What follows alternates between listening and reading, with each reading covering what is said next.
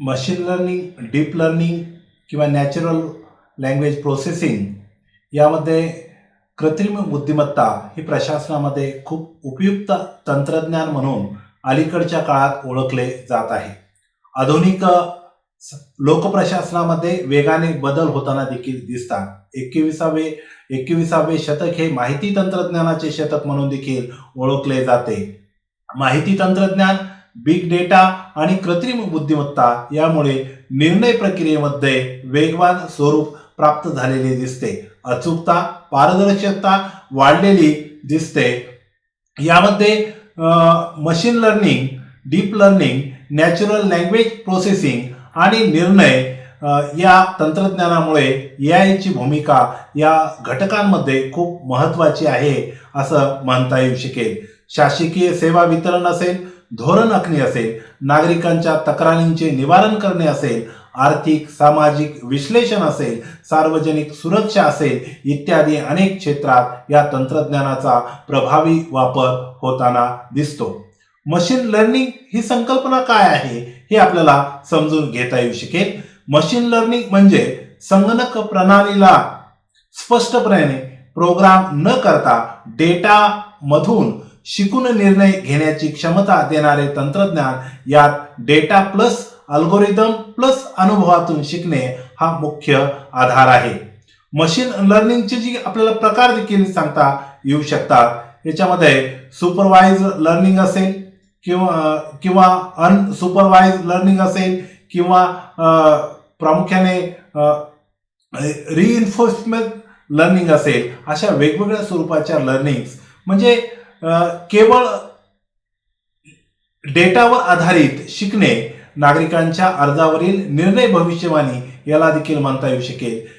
त्याचबरोबर डेटा नसलेला शोधून ती विचारलेल्या उत्तरांना संबोधित करणे किंवा विचारलेल्या समस्यांचे निराकरण करणे. त्याचबरोबर जी काही वाहतूक व्यवस्थापनामध्ये स्वयंचलित समायोजन आहे हे देखील आपल्याला या ठिकाणी सांगता येऊ शकेल. मशीन लर्निंगचा लोकप्रशासनामध्ये काय वापर आहे हा देखील आपल्याला सांगता येईल. धोरण निर्मिती असेल, सामाजिक आर्थिक डेटावर आधारित जे काही वेगवेगळे ट्रेंड आहेत किंवा त्याचं विश्लेषण असेल किंवा जी काही भविष्यकाळातली जी माहिती असेल, उदाहरणार्थ पूर असेल, दुष्काळ असेल, संसर्गजन्य आजाराचे अंदाज असतील किंवा आपण स्मार्ट गव्हर्नन्सच्या माध्यमातून नागरिकांच्या वेगवेगळ्या मागण्यानुसार सेवा प्राधान्यक्रम ठरवणे हा देखील एक महत्त्वाचा घटक मशीन लर्निंग मध्ये आहे. त्यानंतर डीप लर्निंग. डीप लर्निंगची संकल्पना सांगत असताना डीप लर्निंग हा मशीन लर्निंगचाच उपविभाग आहे असं म्हणता येईल, ज्यात न्यूरल नेटवर्क्स वापरून अधिक जटिल डेटा म्हणजे प्रतिमा असेल, व्हिडिओ असेल, आवाज असेल या प्रक्रिया यामध्ये केलेल्या दिसून येतात. मानवी मेंदूप्रमाणे कृत्रिम नोड्सची रचना यामध्ये केली जाते. प्रतिमांचं विश्लेषण केलं जातं. अनुक्रमण डेटा किंवा वेळ मजकूर याचं देखील विश्लेषण यामध्ये केलं जातं. लोकप्रशासनामध्ये किंवा कायदा आणि सुव्यवस्था राबवत असताना चेहरा ओळख प्रणाली असेल, सुरक्षा व गुन्हेगारी यावर नियंत्रण ठेवण्यासाठी याचा देखील वापर आपल्याला होतो. दस्तऐवज स्वयंचलित वर्गीकरण असेल, सरकारी फाईल्स विश्लेषण करणे असेल किंवा भू उपग्रह प्रतिमा विश्लेषण असेल, शेती, पर्यावरण, पायाभूत सुविधा नियोजन यामध्ये देखील या संकल्पना खूप महत्त्वाच्या आहेत. या डीप लर्निंगचाच एक भाग आपल्याला प्रशासनामध्ये सांगता येऊ शकेल.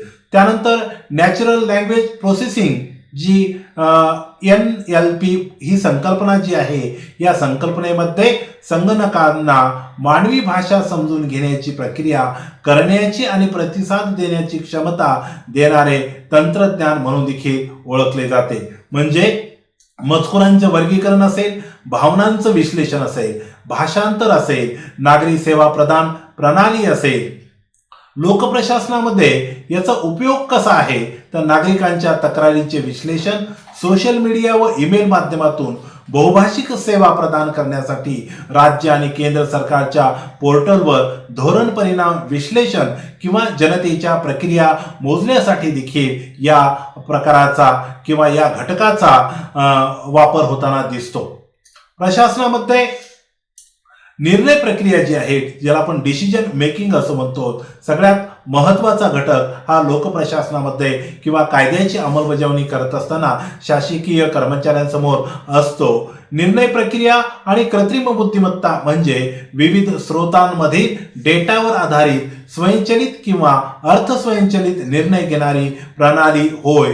ई गव्हर्नन्स पोर्टलच्या माध्यमातून स्वयंचलित मंजुरी असेल किंवा त्याला मान्यता देणे असेल किंवा आपत्ती व्यवस्थापनासाठी त्वरित निर्णय घेणे असेल किंवा एखाद्या कल्याणकारी योजनेसाठी निधी वितरणामध्ये देखील पारदर्शकता निर्माण करण्यासाठी याचा वापर आपल्याला होताना दिसतो. सर्व तंत्रज्ञानांना एकत्रित वापरामुळे निर्णय हा जलद गतीने अचूक स्वरूपाचा आणि भ्रष्टाचार मानवी चुकांची शक्यता कमी होऊ शकते. नागरिकांचा प्रशासनावर विश्वास वाढतो आणि लोकाभिमुख प्रशासनाची व्यवस्था निर्माण करण्यामध्ये मदत होत असते.